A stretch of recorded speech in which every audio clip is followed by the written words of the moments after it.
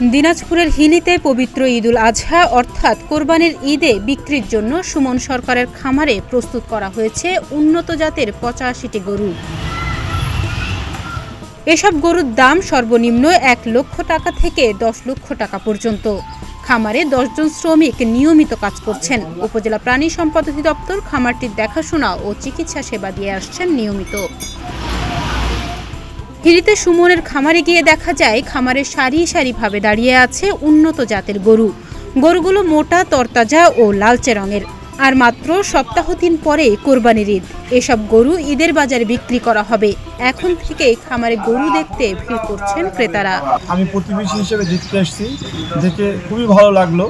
তবে এই ভালো লাগা থেকে দেখতেছি এখানে অনেক লোক, বেকার লোক এখানে কাজ করতেছে। তারা কাজের বিনিময়ে তারা তাদের একটা দিন হাজরা পায়, তাদেরও সংসারে জীবিকা আহার হচ্ছে। পাশাপাশি আমিও চিন্তা ভাবনা করতেছি যে একটা ছোট করে একটা গরুর ফার্ম করা যায় কি না।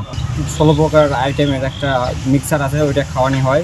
ওইটা খাওয়ানোর পরে খড় দেওয়া হয়, ঘাস দেওয়া হয় এবং ওগুলো খাওয়ার পরে পানি দেওয়া হয় এবং তাদেরকে আমরা ভালোভাবে গোসল করায় পরিচর্যা করা যায় এবং এগুলো সব আমরা কুরবানির জন্য প্রস্তুত করতেছি। খামারের পাশেই রয়েছে ঘাসের ক্ষেত। গরুগুলোকে ঘাসের পাশাপাশি নিয়মিত খড়, ভুসি, খোল ও ছোলা খাওয়ানো হয়। দিনে প্রতিটি গরুর খরচ বাবদ মালিকের ব্যয় হয় ৪০০ টাকা। অন্যদিকে একজন শ্রমিকের মাসিক বেতন ১২ থেকে ১৫,০০০ টাকা। কোরবানিতে গরুগুলো বাজারজাত করে অধিক মুনাফার আশা করছেন সুমন। মোষেরও ফার্ম আছে, ১৩৮টা মোষ আছে, গরু ৮৫টা আছে। ঘটনা হলো আমি সামনে কুরবানি ধরার জন্য করতেছি। খাদ্য খাওয়ানো সব ভালো খাওয়াই, কোনো মেডিসিন খাওয়াই না। গম, ভুট্টা, ধান এগুলো সব খাওয়াই, খোল, তারপরে আপনার হলো খুদের ভাত, এগুলা সব খাওয়াই ভাই, কিন্তু বাজে কোনো খাওয়াই না। আর ঘটনা হলো গোটা বাংলাদেশের ভিতরে গত বছরে যে ঈদটা গেছে 23-এর কুরবানিতে ভাই, গোটা বাংলাদেশের ফার্মে কেউ বলতে পারবে না যে তার লাভ হয়েছে। কেন?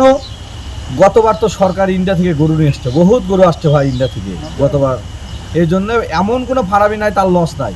এই 24-এরও যদি এই কাহিনী করে তাহলে বাংলাদেশে ফার্মই আর চলতে পারবে না ভাই, ফার্ম করতে পারবে না।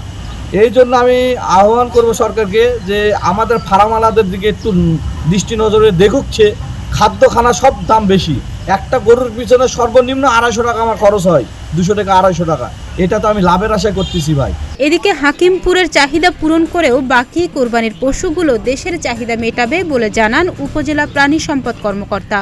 ৫ সহস্রাধিক খামারি তারা গরু মোটাতাজাকরণের সাথে জড়িত আছেন এবং আমরা যে তথ্য পেয়েছি আমাদের হাকিমপুরে প্রায় ১৭,৮৩৬টি গরু, মহিষ, ছাগল, ভেড়া কোরবানির জন্য মজুদ আছে। এর মধ্যে আমাদের হাকিমপুরের চাহিদা হচ্ছে মোটামুটি ১০,২০০টি, আর আমাদের প্রায় ৭,৬৩৬টি মহিষ আমরা এখান থেকে দেশের বিভিন্ন প্রান্তে আমরা সরবরাহ করতে পারবো। তীব্র দাবদাহ দেখে আমাদের খামারি, আমাদের গবাদি পশুগুলোর জন্য নিরাপদ থাকে।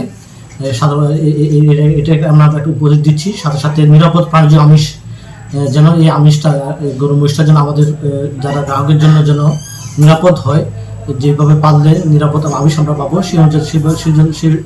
সেভাবে তাদেরকে আমরা উপদেশ দিচ্ছি। সেই অনুযায়ী তাদেরকে আমরা উপদেশ দিচ্ছি এবং সাথে সাথে ক্ষতিকর যে সমস্ত স্টেরয়েড আছে এগুলো যেন তারা ব্যবহার না করে সেই সম্পর্কে আমরা তাদেরকে পরামর্শ দিয়ে যাচ্ছি।